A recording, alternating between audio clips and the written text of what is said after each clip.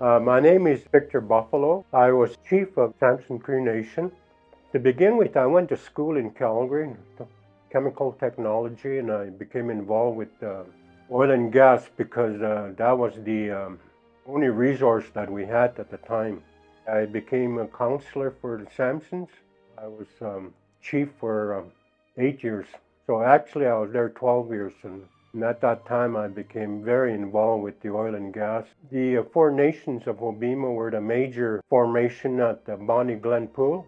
I became the chair after Walter Twin. I was able to sit down with the Indian Mineral West, which became Indian Oil and Gas.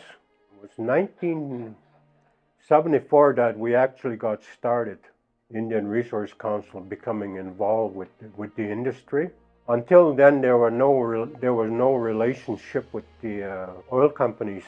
They did all the work with the Indian Mineral West. Everything was done between the two of them and the province of Alberta.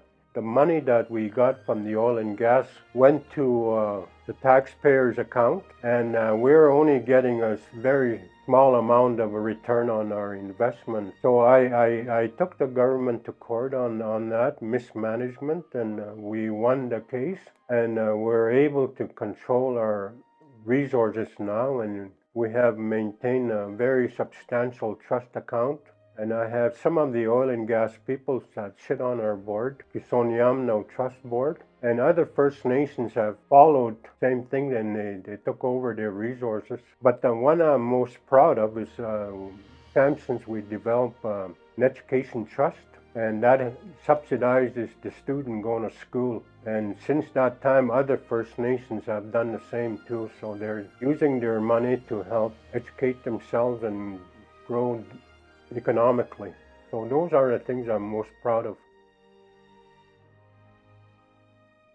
My dad, Victor, always said that we didn't understand oil and gas when it was all around us. And we needed to develop capacity. We needed technical experts, and we needed to understand where the money went and how it flowed. And you know, having that advocacy group for our people to be at the table, despite decisions being made for us, you know, we still advocated to have a right to say. And it transformed into what this organization is today. What Victor has done through his leadership position was he challenged the federal government, Indian Oil and Gas Canada.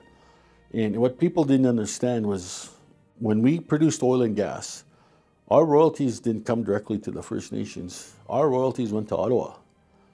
And our royalties sat in a checking account. So when you have Indian Oil and Gas Canada as our trustee, fiduciary trustee, and our money sitting in a checking account, that was wrong. So after many years of court battle, Samson Cree Nation was awarded to control their own money, royalties. And at the time, it was about $350 million. Today, you know, that fund is worth $530 million. And that subsidized our community over those years. It's tremendous. Well, I can't say enough about Victor because he's been my mentor. He's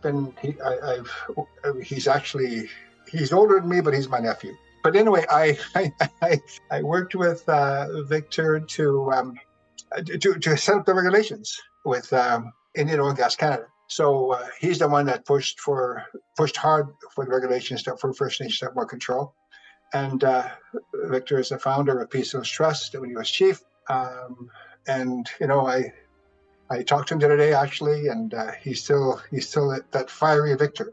Chief Victor Buffalo has been an ally of the oil and natural gas producing tribes in Canada.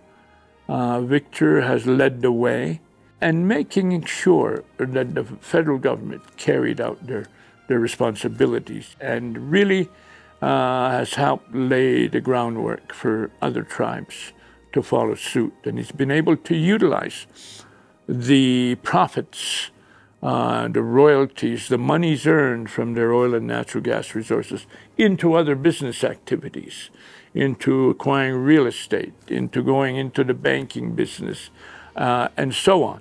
I think he continues to help the different tribes and bands, not just in the oil and gas sector, but in other business initiatives. A visionary who looked for the future of his people and being one of the individuals to bring their trust home. I think that's real huge because we have the people that could manage these positions in our own affairs because we know what our people need.